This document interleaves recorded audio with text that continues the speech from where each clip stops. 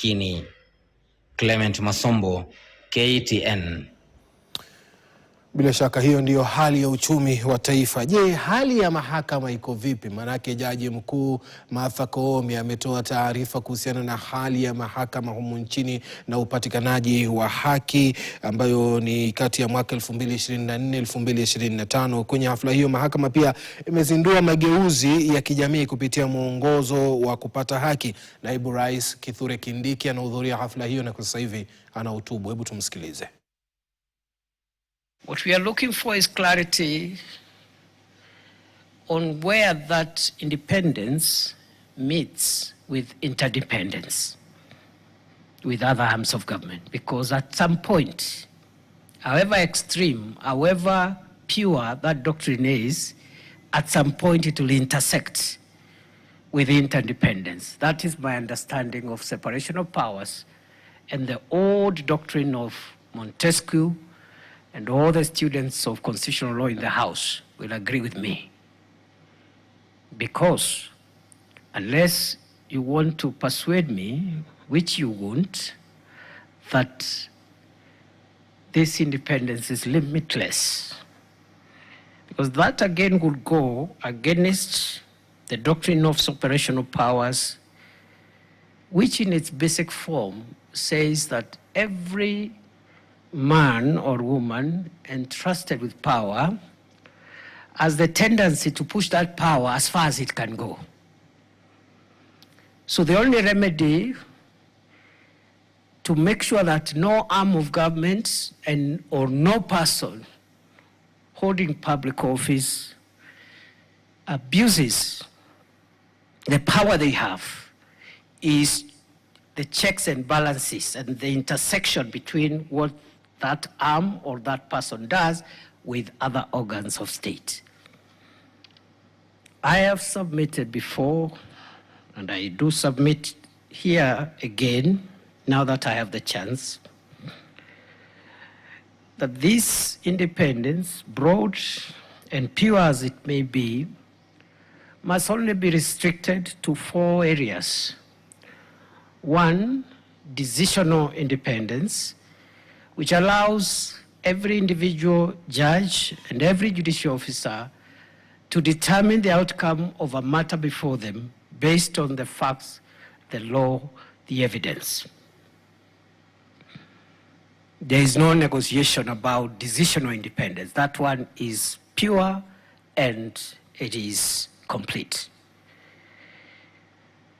Similarly, my understanding of judicial independence, other than decisional independence, it is administrative independence to administer yourselves, the Chief Justice, the Deputy Chief Justice, the Chief Registrar, the presidents of the various courts, and to carry out your administrative authority, you administer the institution without interference.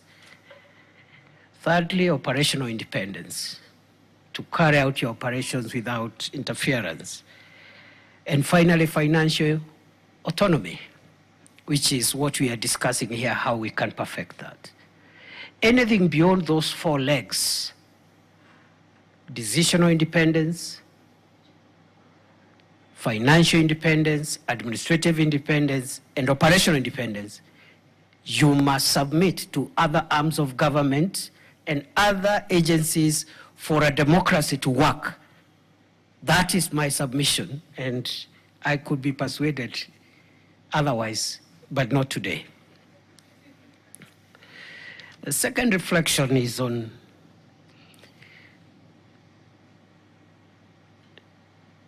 the clarity that we aspire for around our very progressive constitution.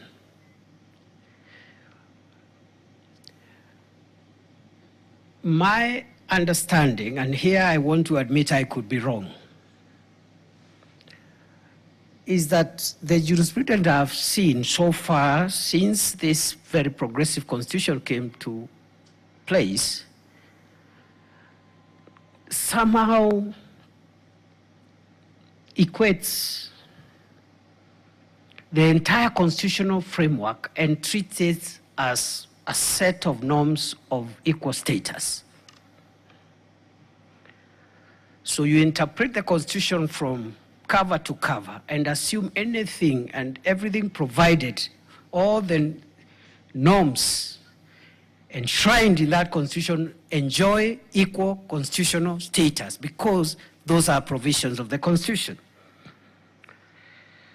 With tremendous respect, I hold the view that there is a hierarchy of norms in our Constitution. We have a hierarchy of norms in the Constitution. Some constitutional provisions are superior to the others. That is why, for example, by way of example, that is why if you wanted to amend the Constitution, parts of the Constitution can be amended by Parliament, and the matter ends there.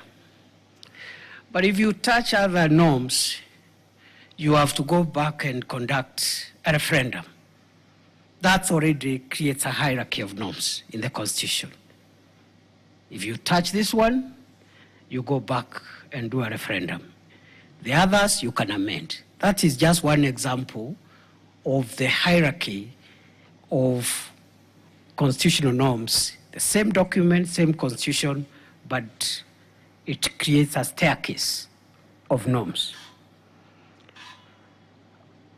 With great respect, I argue that provisions like those in Article 4, Article 5, Article 10, and Article 238 of the Constitution are primordial and entrenched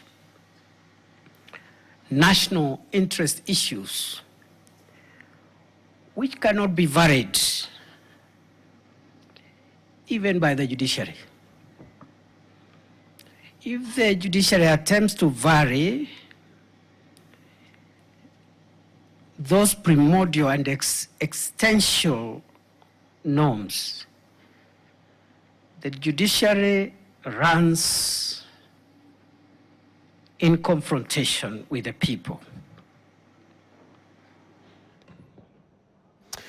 Na bila shaka huyo ni Naibu Rais